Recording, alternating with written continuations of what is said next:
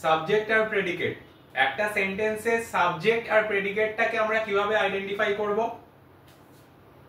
The boy is intelligent, এখানে subject কোনটা? The boy. কেন?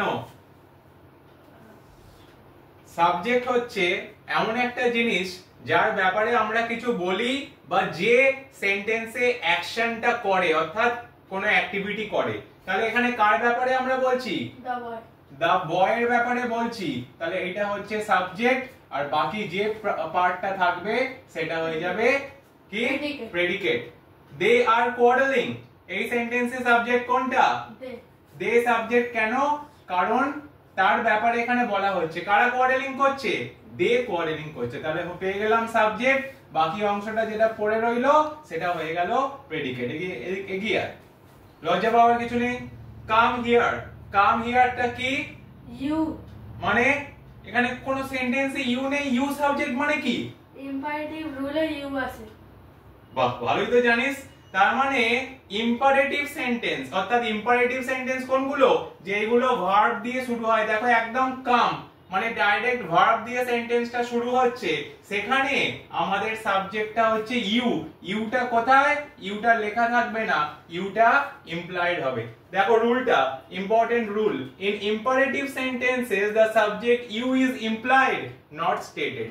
মানে কাম হিয়ার মানে কে কাম হিয়ার? এখানে ইউটা আছে আসলে, তাই তো? You come here. তাহলে ইউটা আমরা সেন্টেন্সের মধ্যে স্টেটেড নয় কিন্তু ইমপ্লাইড রয়েছে, মানে উহ্য অবস্থায় রয়েছে। তাহলে পরীক্ষাতে এলে আমাকে কি লিখতে হবে? সাবজেক্ট ড্যাশ দিয়ে ইউ এবং প্রেডিকেট ড্যাশ দিয়ে কাম হিয়ার। ঠিক আছে?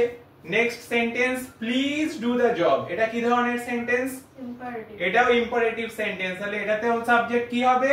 ইউ। ইউ সাবজেক্টটা এখানে ইমপ্লাইড আছে, লুকোনো আছে, উহ্য আছে, হিডেন আছে, স্টেটেড নেই।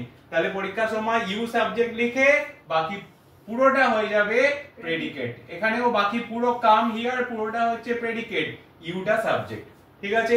তারপর একটা ইন্টারোগেটিভ সেন্টেন্স দেখে নি। Why have you come here, কেন তুমি এখানে এসেছো? এখানে কোনটা সাবজেক্ট হবে?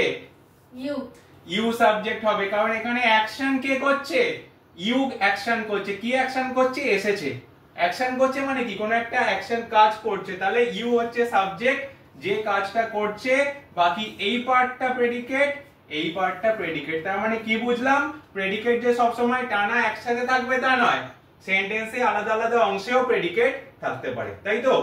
লাস্ট সেন্টেন্স হচ্ছে এক্সক্লামেটরি সেন্টেন্স, বিস্ময়সূচক বাক্য। What a beautiful place. এই ধরনের সেন্টেন্সে দেখো আমরা কিসের ব্যাপারে এখানে কথা বলছি? প্লেস। আ বিউটিফুল প্লেস পুরোটার ব্যাপারে কথা বলছি, তাই তো? তাহলে আ বিউটিফুল প্লেস পুরোটা হচ্ছে সাবজেক্ট আর হোয়াটটা হচ্ছে প্রেডিকেট। এই রকম ভাবে সাবজেক্ট এন্ড প্রেডিকেট সেন্টেন্সের মধ্যে খুঁজতে হয়। Thank you.